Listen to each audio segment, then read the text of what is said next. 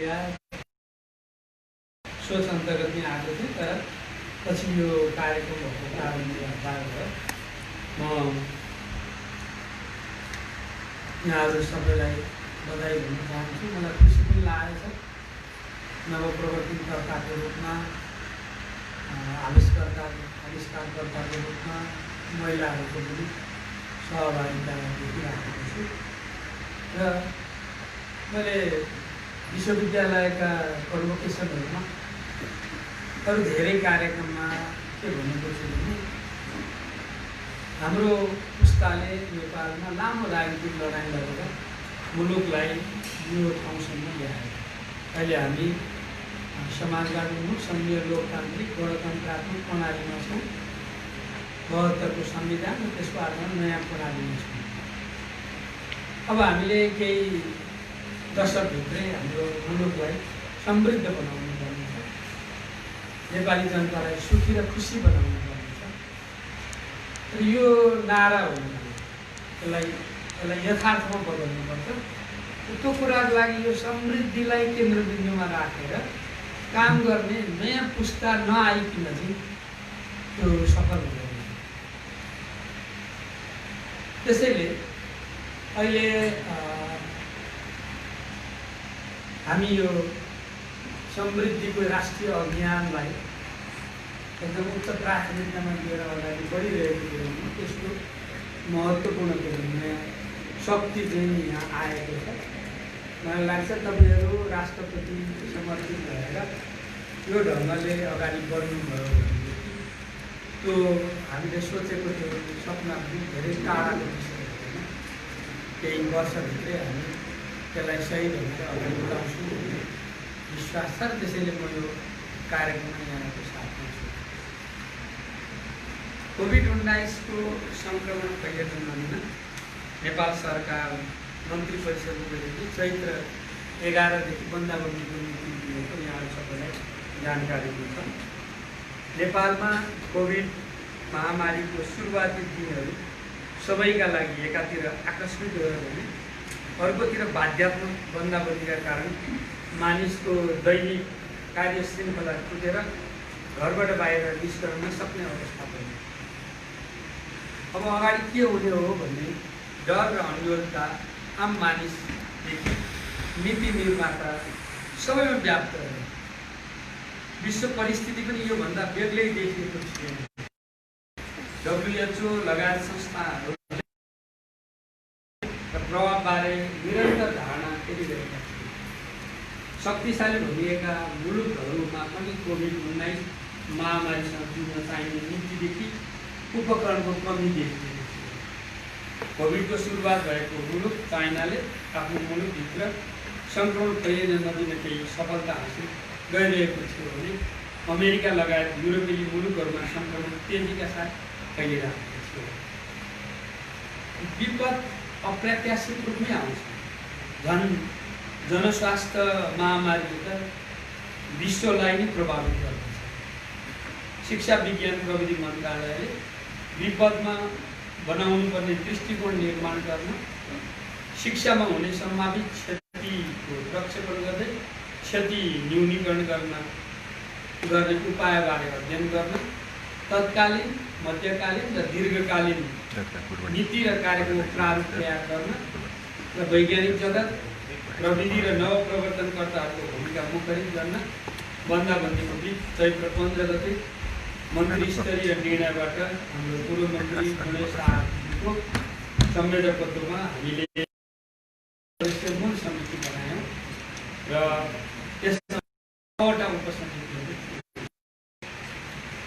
बन्दाबन्दीको प्रारम्भिक चरणमा गठन भएको समितिले मूलतः दोस्रो पङ्क्तिमा रहेर महामारी विरुद्धको अभियानमा शिक्षा विज्ञान मार्फत कोरोना रोकथाम उच्च स्तरीय समिति र मन्त्री परिषदलाई सहयोग गर्ने उद्देश्यका साथ काम अगाडि बढाएको थियो। आफ्नो घरमै रहेर समितिका सदस्यहरूले झन्डै 70 दिनसम्म उदयपुरमा समस्या भयो, केही गर्नुपर्छ कि भनेर त्यही समितिबाट युवाहरूलाई राखेर मलाई भन्नुभएको थियो। मैले उहाँहरूलाई पनि कुरा गरेको थिएँ, चाहे त्यो भिन्न नगरपालिकामा कुरा होस् जहाँ जहाँ समस्या भएको छ त्यो ढङ्गले चाहिँ प्रयत्नहरू भएका थिए। यस्तै कोभिडका कारण जनमानसको व्याप्त त्रासलाई चिर्न नेपाल भइरहेका विज्ञान शिक्षकहरूको सञ्जाल निर्माण गरेर सामाजिक जनचेतना फैलाउने प्रयास पनि उल्लेख्य रह्यो। मैले त्यस्ता खालका सञ्जालहरूका मिटिङहरूमा पनि सहभागी भएँ। साँच्चै एक खालको अभियान नै रह्यो। मैले आज दिनेश भोजुजीलाई देखिनँ। विभिन्न हाम्रा थीमेटिक समितिहरूमध्ये एउटा उहाँ रमेश मास्टर पनि हुनुहुन्छ, हाम्रो भिसी, अलग अलग समितिहरूको रूपमा र अहिले वास्तवमा भन्नुहुन्छ भने हामीले असार 1 गतेदेखि सिकाइ निरन्तरताको जो कार्यक्रम अहिले विद्यालय शिक्षामा हामीले अगाडि बढायौँ। युनिभर्सिटी ग्रान्ट कमिसनको अध्यक्षको नेतृत्वमा हामीले उच्च शिक्षाको एउटा प्रारूप तयार गऱ्यौँ र अनि झन्डै 92,000 सिटिभिटीमा पढिरहेका विद्यार्थीहरूको लागि सिटिभिटीको पनि हामीले निर्देशिका तयार गऱ्यौँ र अब रोग विरुद्धको एउटा अभियान, भोग विरुद्धको एउटा अभियान र सङ्कटको बेलामा चाहिँ शिक्षात्मक कामलाई अगाडि बढाउने अर्को अभियान, यो तिनैवटालाई जोड्दै हामी अगाडि बढिरहेको अहिलेको अवस्था हो। मैले संसद लगायत धेरैवटा फोरममा भन्ने गरेको छु, शिक्षाको हकमा समितिमा भएको बहस र प्रस्तुत प्रतिवेदनका आधारमा महामारीको सन्दर्भमा मूलत शिक्षा पद्धतिमा 3 विषयमा रूपान्तरणको अवसर हामीलाई प्राप्त भएको छ। पहिलो हो विद्यार्थीहरूमा कक्षा कोठामा पढ्ने प्रक्रियाबाट यो अलिकति बदलिएर स्व-अध्ययन, मनन र बुझाइको प्रक्रियाबाट शिक्षा लिने बानी बसाल्ने अवसर हामीलाई प्राप्त भएको छ। त्यो धेरै ठुलो कुरा हो। यो भोकन्ते यो पढाइबाट चाहिँ स्वयं सिक्ने प्रक्रियामा लैजानलाई यसले एउटा चाहिँ असाधारण भूमिका खेलेको छ। स्व सिकाइमा केन्द्रित हुँदा शिक्षक, विज्ञ, पुस्तक, इन्टरनेट, मिडिया आदिको प्रयोग गर्न पनि यसले सिकाएको छ। घरलाई नै लघु विद्यालय या घरलाई नै अनुसन्धान केन्द्रको रूपमा विकास गर्ने चाहिँ हामीलाई यो महामारीले सिकाएको एउटा महत्त्वपूर्ण पक्ष हो। दोस्रो, प्रत्यक्ष आम्ने सामने भएर शिक्षा आर्जन गर्ने हाम्रो जो प्रणाली छ, फेस टु फेस पद्धति जसलाई हामी भन्छौँ, यो प्रणालीको विकल्प र परिपूरक रूपमा वैकल्पिक शिक्षा पद्धतिलाई बाध्य बनाएकोले अबका दिनमा खुला तथा दूर शिक्षा, वैकल्पिक शिक्षा, अनौपचारिक शिक्षाको विकासमा तीव्रता ल्याउन प्रेरित गरेको छ। तेस्रो विषय, चौथो औद्योगिक क्रान्तिका बीच आर्टिफिसियल इन्टेलिजेन्सको वर्तमान युगमा शिक्षामा सूचना तथा सञ्चार प्रविधिलाई अधिकतम अङ्गीकार नगरी नहुने पाठ सिकायो।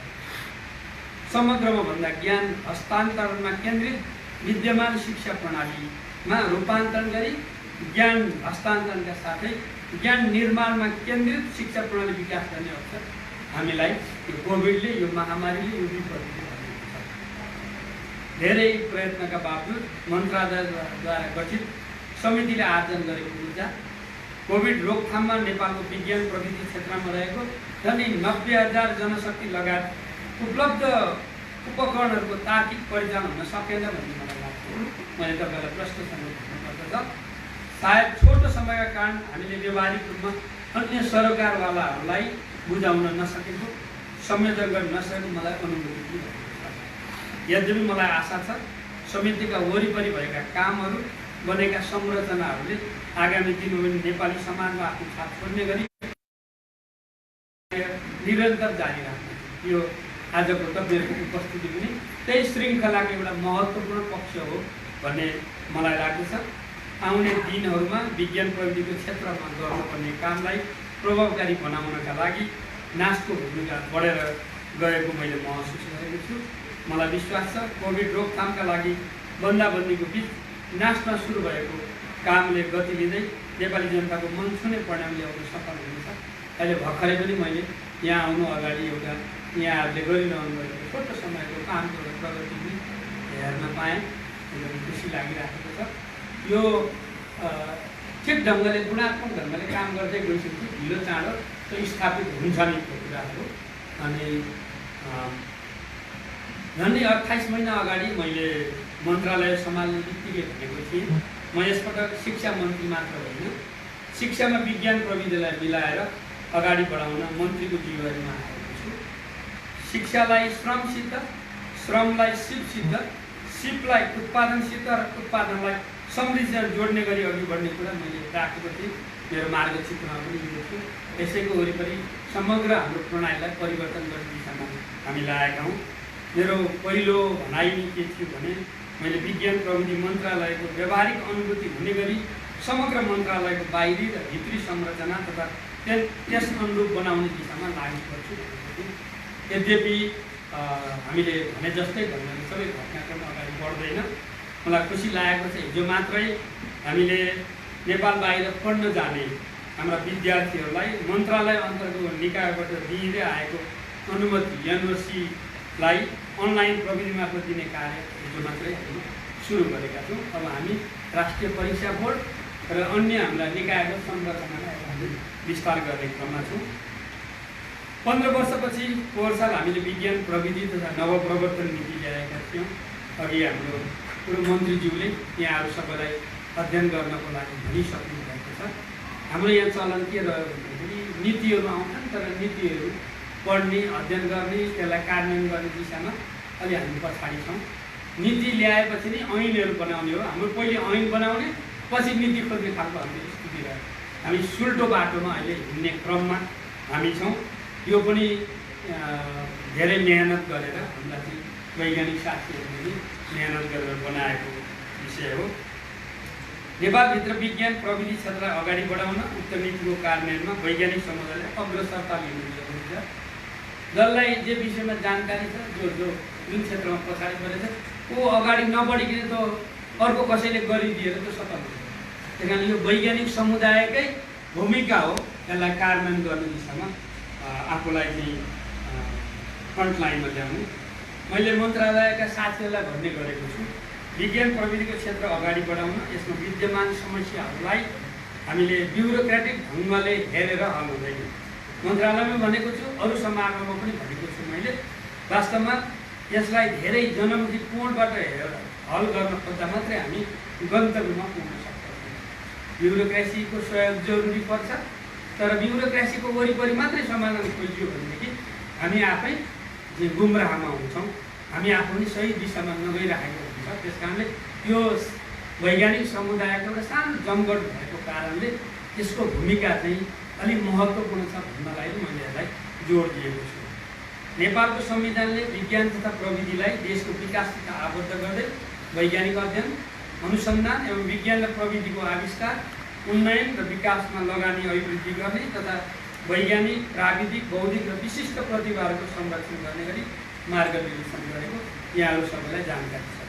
मैले भन्नुपर्छ, बजेटको कोणबाट यस क्षेत्रमा पर्याप्त सम्बोधन हुन सकेको छैन।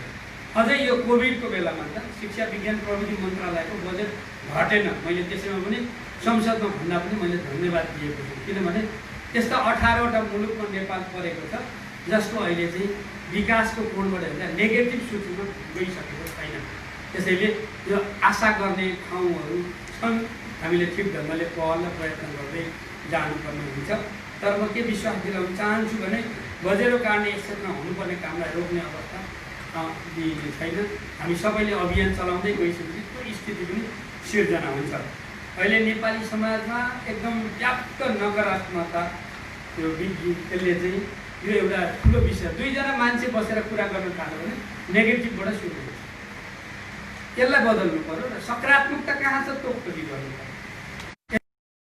एकदमै धेरै आवश्यकता भएको मैले चाहिँ आवश्यक देखेको छु। त्यसैले यो वैज्ञानिक समुदायलाई पनि यस सम्बन्धमा म आग्रह गर्न चाहन्छु। मलाई सम्झना छ, मैले पार्लियामेन्टमा न्युक्लियर बिल लिएर गइसकेँ, ठुलै बहस ठुलै। अनि वैज्ञानिक समुदायले भनेका यसका सरोकार राख्नेहरूका कुराहरूलाई हेरेर त्यसलाई मिलाएर रेडियोधर्मी पदार्थमा त्यसलाई हामीले बदल्यौँ, पास गऱ्यौँ। हामीले त्यसभित्रपट्टि एउटा न्युक्लियर रिसर्च सेन्टर खोल्ने कुरा चाहिँ त्यसमा परेको छ र त्यो सम्मान्य राष्ट्रपतिबाट प्रमाणीकरण भएर आइसकेको छ। मैले तपाईँहरूलाई सेयर गर्न मन लागेको कुरा चाहिँ के हो भन्दाखेरि यस्ता कयौँ मुद्दाहरू छन् जहाँ नास्टले र वैज्ञानिक समुदायले राम्रोसँग छलफल गर्नु जरुरी छ। पुगेको छैन, बुझाउन सकेका छैनौँ हामीहरूको। अनि फेरि अलिकति सानो कुरा सुरु हुने बित्तिकै विभिन्न राजनीतिक कोणबाट त्यो विषयहरू आउँदो रहेछ, त्यसलाई बुझाउन सकिँदैन। मैले 3 पटक अनिललाई परिमार्जन गरेर, किनभने म पहिले स्वास्थ्य मन्त्री भएको कोणबाट हाम्रा मान्छेहरू चाहिँ अब दिल्लीमा मुम्बईमा उपचार गर्न गएका अलिकति त्यो चाहिँ आइसोटोप्सहरूको प्रबन्ध यहाँ हुन नसकेको कारणले कस्तो पीडादायक स्थिति हामीले भोगिराखेका छौँ। त्यस कारणले हामीले सहमतिमा फेरि एकदमै ठुलो राष्ट्रिय सहमतिमै यो बिल चाहिँ हामीले लिएर आएका छौँ। अब त्यो कार्यान्वयनको प्रक्रियामा छौँ। मैले यसमा चाहिँ हामी वैज्ञानिक समुदायले मूल मुद्दामा एउटा साझा धारणा बनाउन कोसिस गर्यो क्या अब अनि म यो पनि यो फोरममा यो कुरा राख्न चाहन्छु। र मैले हिजो मात्रै यो आनुवांशिक अध्ययन कार्यदल एउटा बनाएको छु। हाम्रो यहाँ ठुला विभाजनहरू चाहिँ खडा हुने गरेर अब सामाजिक पहिचानका चाहिँ समूहहरू छन्। त्यो कति जरुरी हो, वास्तवमा यसबारेमा राम्रो अध्ययनको आवश्यकता छ। म लुम्बिनी बौद्ध विश्वविद्यालयको एउटा प्रोग्राममा गएको थिएँ, बुद्धको अस्तु त्यहाँ ल्याएर राखिराखेको बेला यो मलाई प्रश्न उठेको थियो कि बुद्धको त्यो अस्तुमाथि पनि हामीले किन अध्ययन नगर्ने। वास्तवमा हामी विभिन्न खालका चाहिँ समूहमा बाँडिएका छौँ, यसमा कति सच्चाइ छ यो बारे पनि हामीले ठिक ढङ्गले चाहिँ बुझिदिनुपर्ने, अध्ययन गरिदिनुपर्ने आवश्यकता छ। यसले मध्यपश्चिम विश्वविद्यालयको भिसीको नेतृत्वमा एउटा सानो टोली अहिले बनाएर हामीले यसलाई कामलाई अगाडि बढाउँछौँ। नास्ता पनि हामीले सामेल गरेका छौँ।